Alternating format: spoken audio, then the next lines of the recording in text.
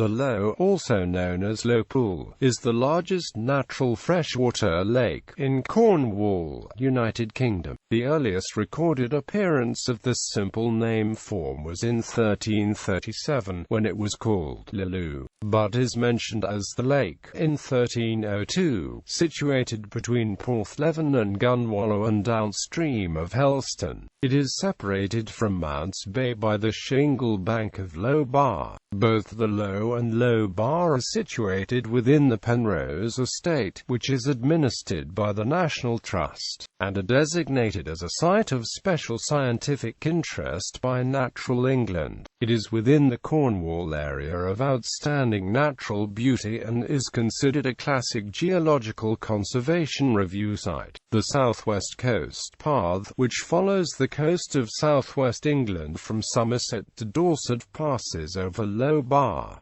Formation of Loe Bar. The Loe was originally the estuary of the River Cobar, a drowned river valley now blocked by a sand and shingle bar with a freshwater lake behind. The valley can be traced several kilometers out to sea.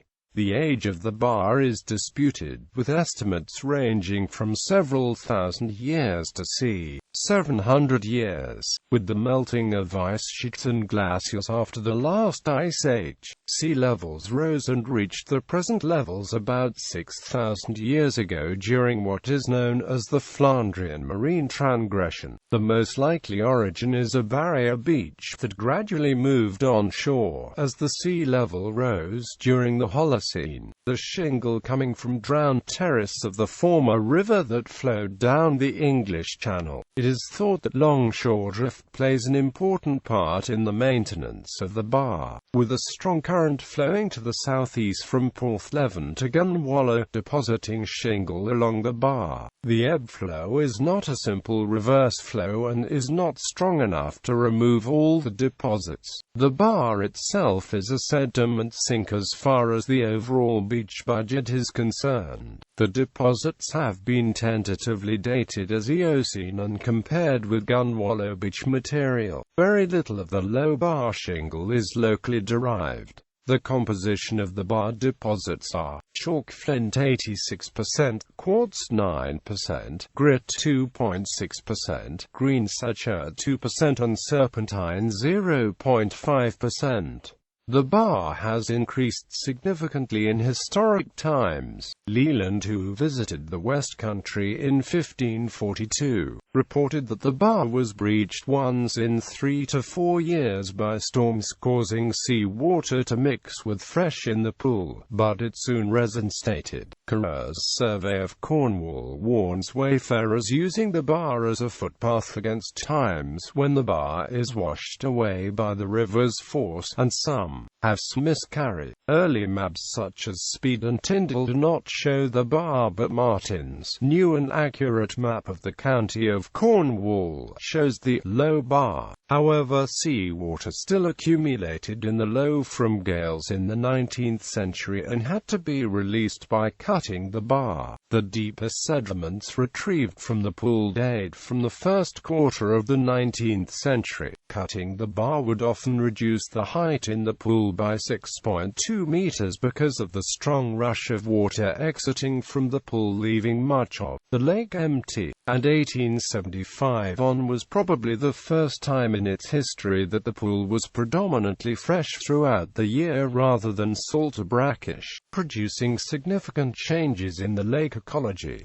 Daniel Defoe, in his tour around Great Britain, writes that the River Cobar makes a tolerable good harbour and several ships are loaded with tin. Although over 100 years before Defoe, Richard Carew described Loe Bar as the shingle was relatively porous and fresh water could leave and seawater enter depending on the relative heights of the pool and sea. Daniel Defoe, writing in the early 18th century, appears to state that ships were then able to trade up the Cobar to Helston. This would seem to be the origin legion of other documentary sources claiming a port for the town in the historic period. There is no known archaeological evidence for the existence of a port at Helston, and there is no primary evidence to support Defoe's account. Some formation of the bar is implied in the reference to Chivalo as Tywallow, meaning the house over the pool, in 1235.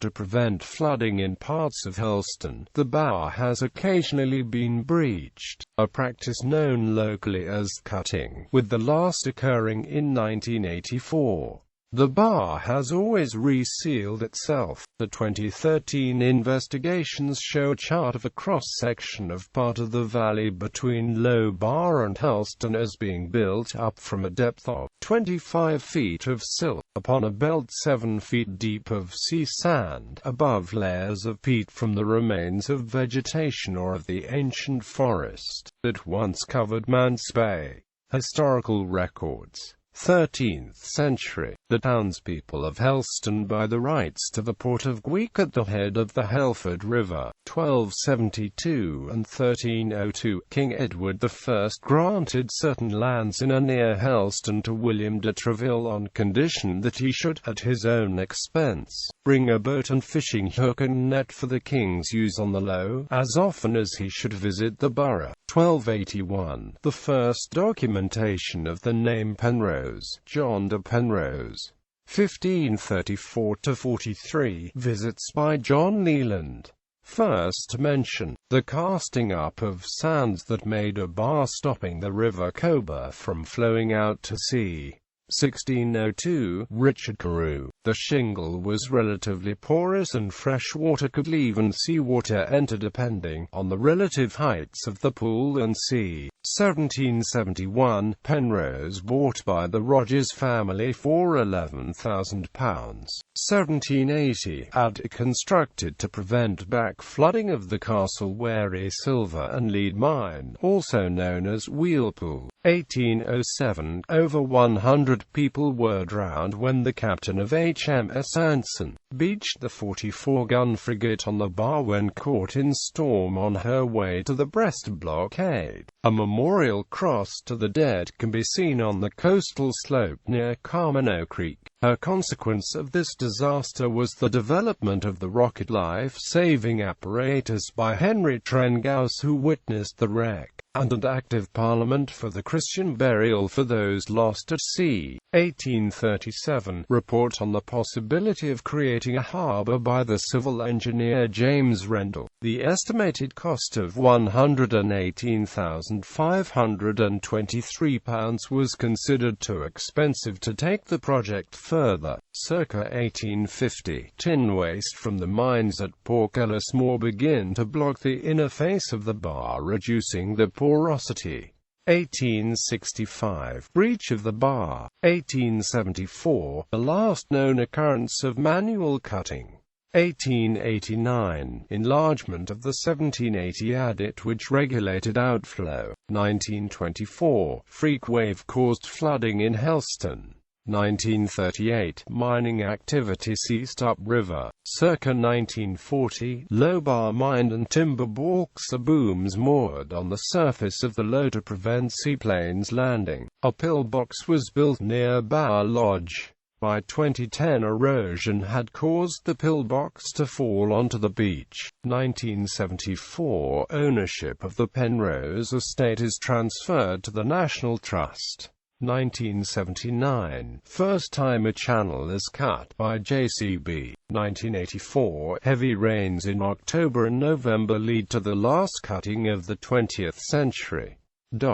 Site of special scientific interest. The beach from Porthleven to Gunwalloe is important for coastal geomorphology as it is formed by a barrier beach moving onshore during the Holocene, and maintained by a predominantly southwest wave regime. During storms the bar can be overrun by the sea, forming a series of washover fans resulting in annual laminated sediments, which are unique in Great Britain.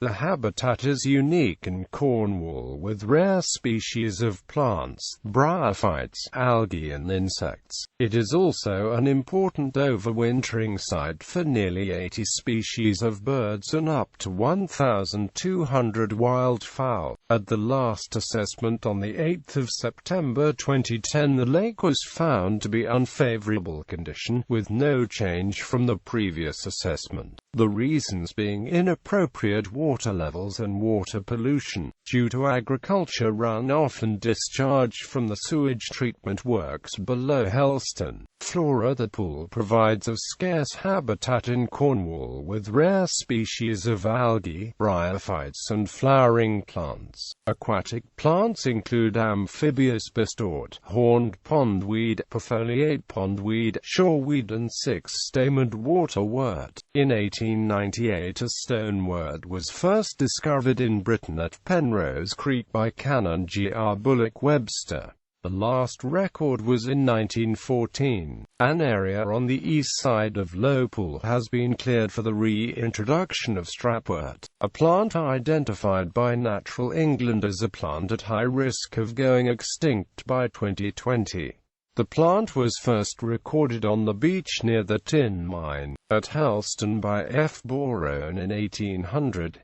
By 1908 it was becoming rarer and was last recorded here in 1915. Its loss was believed to have been caused by a lack of fluctuating water levels following work to the Adern. By the 20th century strapwort was only growing within the UK at Slapton Leigh in South Devon. Seed was grown in a greenhouse at Paynton Zoo, Devon by the Whitley Wildlife Conservation Trust, and in May 2015 over 1,000 seedlings were planted on the east side of Loe Pool. Fauna. Loe Bar is the only site in Britain where the subspecies lychee of the sandhill rustic moth is found. 2 pupae were found in the sand by the lepidopterist Spirigota and M. Leach in September 1974. The larvae of lychee feed on the base of the stems and the roots of sand couchgrass from September to early July.